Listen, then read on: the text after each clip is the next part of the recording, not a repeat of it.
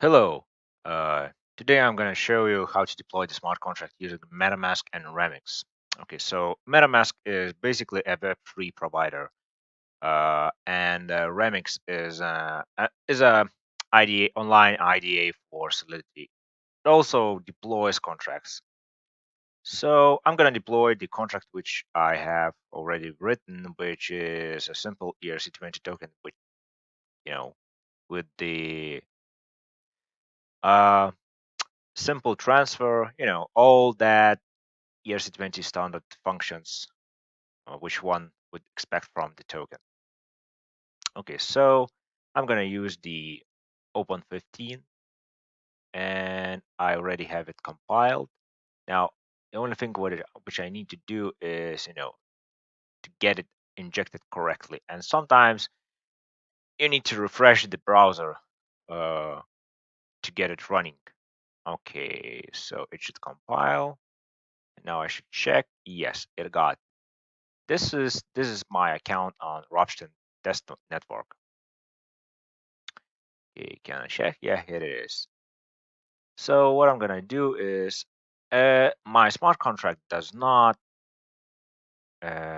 request any uh, any arguments. So first of all, I'm gonna show you how to deploy it and how to check it, how to verify it, and then I'm gonna show you how to add arguments into constructor and verify them on the Etherscan. Okay, so now I need to select my contract, which I want to deploy, which is a simple ERC20 token. Here we go. Let's create it. I'm gonna submit it. Here we go. Now I'm gonna pause and I'm gonna skip the waiting. So I'm gonna be there with you when it's done. Okay, so it got deployed. So now I can check everything which was deployed. I can check every public variable and read it. Now, as you may see, the name is Zeus token and so on and so on. Now, I want to check the same contract on Etherscan. Let's go to Etherscan. Oh, I'm sorry. It's Erc20 Etherscan.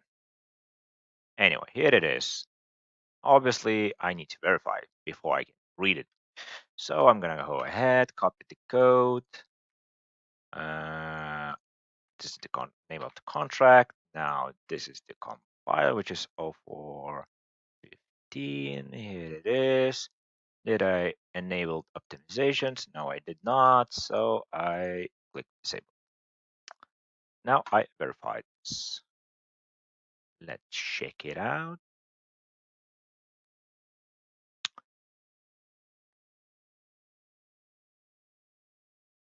Here we go. We have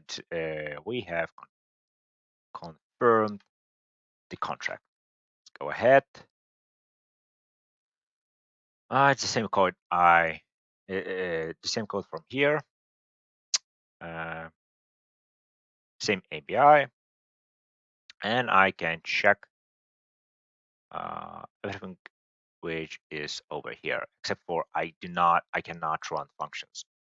So let's check the balance. Query, I do get 0. Why do I get 0? Just double check me. Oh, okay. This one requires me to use parentheses. Okay. Oh, I see. It's not exact code which I used. Okay, so I will need to open the code. I'm just gonna add balance. So basically, balance is owner equals to initial supply. Okay, here it is. Here it is. I'm gonna compile it again.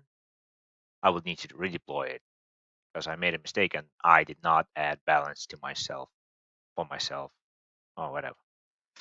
Okay, Let's select our contract. Let's close this one. Simple is yeah, this one. Okay. It's gonna take a while, so I'm gonna wait it out. I'm gonna skip. Will be in a short notice. Oh, here it is. I didn't need to wait. Wow, that's great. Okay. I did not expect for it to be so fast. Okay, let's check balance of okay, great. On the either scan, obviously I will need to do the same thing. Unfortunately, the different address, it is what it is. Okay, so and I cannot find the address. Why? Why? I need to copy this address. Okay, here it is. Okay, great. Verify, code this, contract name is this, 0.15, and save.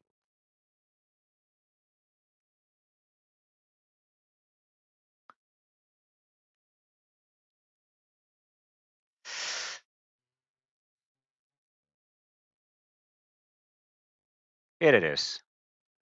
We're done. Let's get back to our contract. Let's try to check the balance of this address. Here it is. Here it is. Okay, so now I would like to show you how to add um, parameter to constructor and how do you verify it, because you need when you're verifying it, you need to provide an ABI, an encoded argument. So what I'm gonna do is I'm gonna show you how bytecode looks,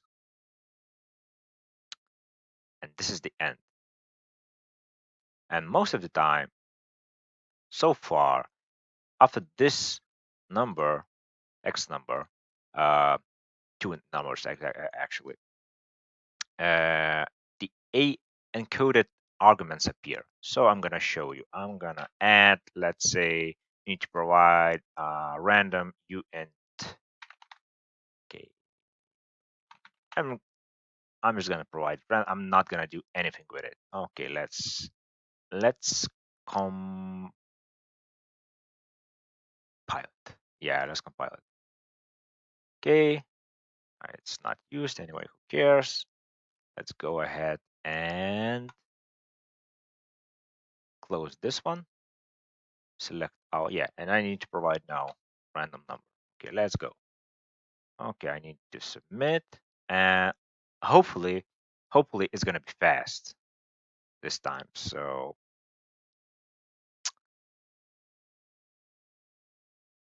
in the meantime, there's obviously a manual process in which you can encode arguments by hand, but this the way I'm doing is much more simpler and obviously much more faster. But it's a good idea to understand how they are encoded, and it is um, there is a link on Etherscan where you can check how they are encoded. I'm gonna try to find it. Etherscan.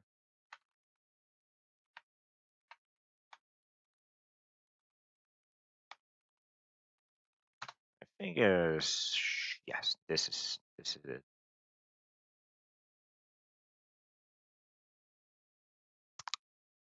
Yep, there it is. There it is. Yeah, it's still not deployed.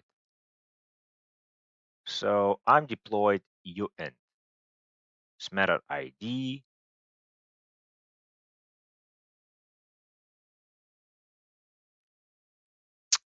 Where is UF for a number?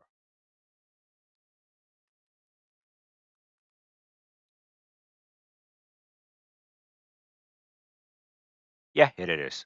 So basically, this will how should my encoded argument will look like. Okay, let's click details. There it is. Let's find 29. Okay, I'm gonna post it to Notepad so I can see better. Oh, here it is. I'm sorry, it was that simple, which is F. And what did I provide it? I provided 15, which is F. Okay, so let's go ahead and copy this. Oh, first of all, I need to open the contract interruption. Let's go ahead, this, and verify. Same stuff, new, provide address, disable, and now the argument.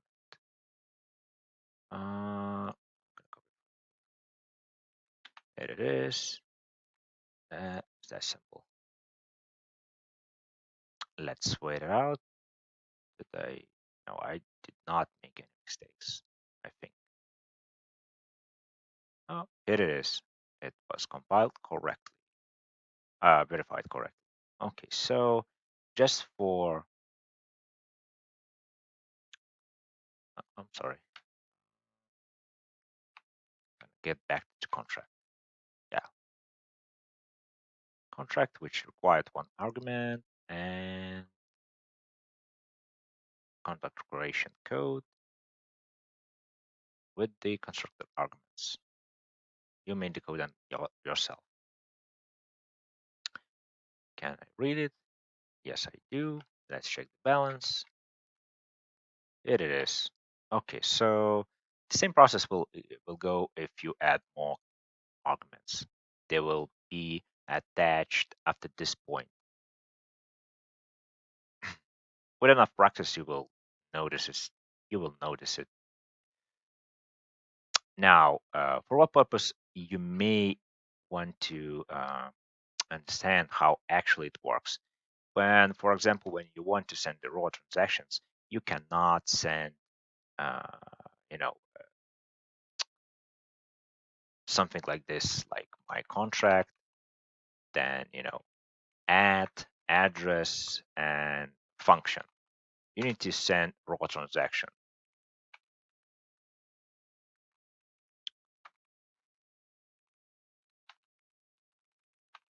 which sorry, which obviously it needs to be done in an encoded way, and it is encoded obviously into 32-bit pad, and also you need to convert data into hex.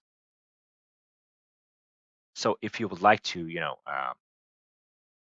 send a function, you will need to do this. First, you get the SHA of the function, and then you need to provide the arguments for the function. So in total, yeah, this is what you would send to the blockchain, to that smart contract. If you would like to, if you do not have an ability, or you are worried about security, you would need to do that. Otherwise, you would need to use some kind of a gateway to the to blockchain. Okay, so I think that's it. I think that's it. Okay, so I'm gonna show you how it would look like if I add something else, like an address. Let's go ahead. Let's compile it. Okay, now it requests me a random number and an address. I'm gonna copy this one. I need to provide the parentheses because JavaScript does not understand Ethereum addresses. Okay, I submit, and it's gonna take a while, obviously, and I'm gonna skip it. So I'm gonna meet it when it's done. Okay, here it is. Here it is. Okay, I need to get to the ether scan. Where it? Okay, here. It's not updated yet. I hope I'm pasting correct address. Yes, I am. So it's not updated. Let's wait till it's updated. Okay, here it is. Here it is. Let's verify it. So what will happen is it will create an address. Let's try to find the address for it. How does an address look like? Encoded address. I do not see how the encoded address looks like.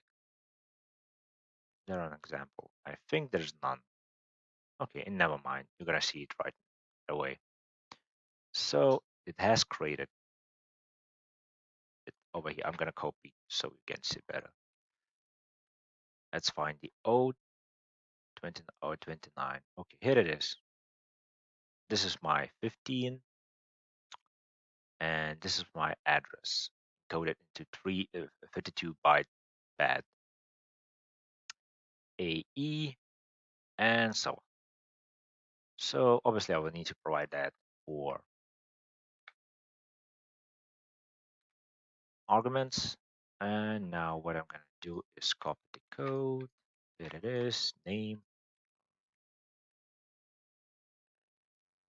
this, and disabled, and let's verify. Nothing complex, very simple.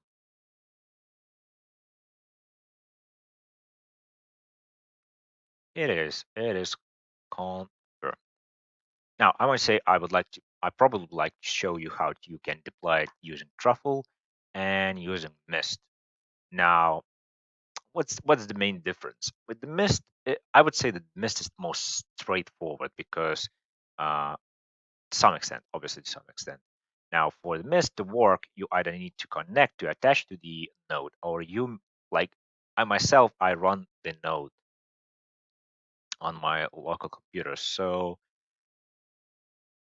I initially I started with the node, with the local node and the Mist, and after a while, you need to stay in sync in order to work with it. And after the uh, soft fork, after the update, after the um, basically Ethereum developers trying to push Metropolis fork, and they are obviously in need testing, and they are testing it on eruption. So right now it is not stable.